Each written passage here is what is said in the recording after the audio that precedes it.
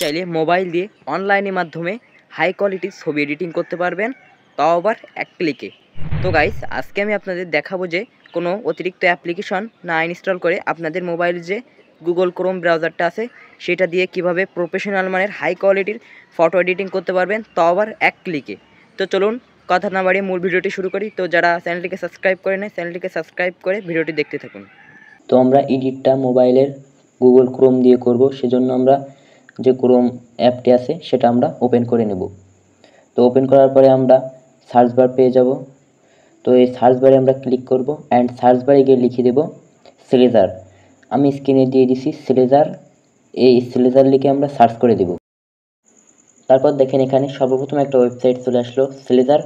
তো এই স্লেজার এই যে ওয়েবসাইট, অফিসিয়াল ওয়েবসাইট, আমরা এই অফিসিয়াল ওয়েবসাইটে প্রবেশ করব। তো তারপরে আমরা সকলেই নতুন একটি ইন্টারফেস পেয়ে যাব। এখানে আমাদের কোনো লগ ইন বা সাইন আপ কিছুই করা লাগবে না। আমরা সরাসরি জাস্ট আপলোড ইমেজ একটা ক্লিক করে দেব। তারপর এখান থেকে আমাদের গ্যালারিটা শো হবে। আমরা যেই ছবিটা এখান থেকে এডিট করব সেটা এখান থেকে সিলেক্ট করব অ্যান্ড উপরে দেখেন ডান বাটন আছে, এই ডান বাটনে একটা ক্লিক করতে হবে। তো এখানে একটুখানি লোডিং নেবে। তারপরে দেখতেই পাচ্ছেন গাইস, আমাদের ভিডিওর যে ব্যাকগ্রাউন্ডটা ছিল তার পাশে ব্যাকগ্রাউন্ড কীভাবে রিমুভ হয়ে গেছে। এভাবে কিন্তু আপনি ভিডিওর ব্যাকগ্রাউন্ড রিমুভ করতে পারবেন। তো এবার আমাদের কাজ এটি এডিট করা। সেজন্য উপরে কোনায় দেখেন একটা অপশান আছে এডিট। তো এডিট অপশানে ক্লিক করব। এই এডিট অপশানে ক্লিক করার পর আমরা দুইটা অপশান পাবো। এখান থেকে উপরে দেখেন একটা অপশান আছে এডিট প্রিভিউ। তো এডিট প্রিভিউ অপশানে একটা ক্লিক করে দেব। তো আমাদের সামনে অনেক ধরনের এডিটিংয়ের টুলস চলে আসবে। দেখেন নিচের দিকে একটু খেয়াল করুন। এখানে দেখেন বিভিন্ন ধরনের ব্যাকগ্রাউন্ড দেওয়া আছে, ডিফল্টভাবে দেওয়া আছে, কালার, ব্যাকগ্রাউন্ড সমস্ত কিছু আছে। দেখেন অসংখ্য ব্যাকগ্রাউন্ড আছে এখানে, আপনারা চাইলে সেগুলো ব্যবহার করতে পারেন। দেখতেই পাচ্ছেন অনেকগুলো ব্যাকগ্রাউন্ড আছে, যদি আপনাদের ভালো লাগে ব্যবহার করতে পারেন, না ভালো লাগলে কোনো সমস্যা নেই। তো তারপরে তার নিচে আমি যেটা ভালো লাগবে সেটা ক্লিক করলেই কিন্তু সেই ব্যাকগ্রাউন্ডটা সেট হয়ে যাবে। তো তার নিচে দেখেন বেশ কিছু কালার আছে, যে কালারগুলো আপনি চাইলে ইউজ করতে পারেন। যেটার উপর ক্লিক করবেন সেই কালারটাই সেট হয়ে যাবে। তো আমি এসব কিছু করব না, আমার গ্যালারি থেকে আমি একটা ব্যাকগ্রাউন্ড নেব, সেই জন্য কোনো একটা অপশান আছে দেখেন এর মতো একটা অপশানে ক্লিক করে দিব।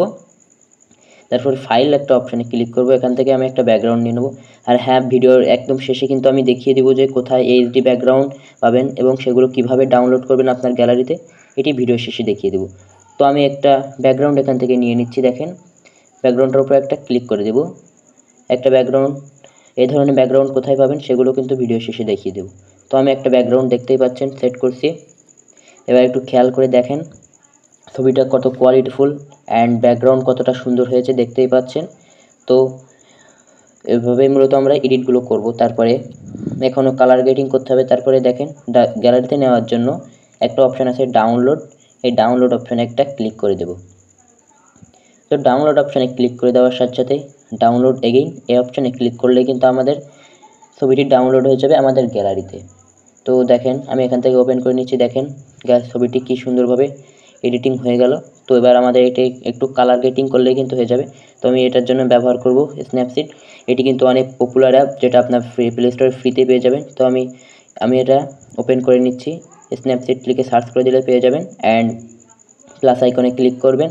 তারপরে যেই ছবিটা আমরা এখন এডিট করলাম ব্যাকগ্রাউন্ড চেঞ্জ করে গুগল ক্রোম থেকে, সেই ছবিটা আমরা এখান থেকে নিয়ে নিব। তো দেখেন আমি ছবিটা নিয়ে নিচ্ছি। তো তারপরে নিচের দিকে টুলস অপশানে ক্লিক করে দেব। তারপর টার্ন ইমেজ, দেখেন সর্বপ্রথম এই অপশানে একটা ক্লিক করব।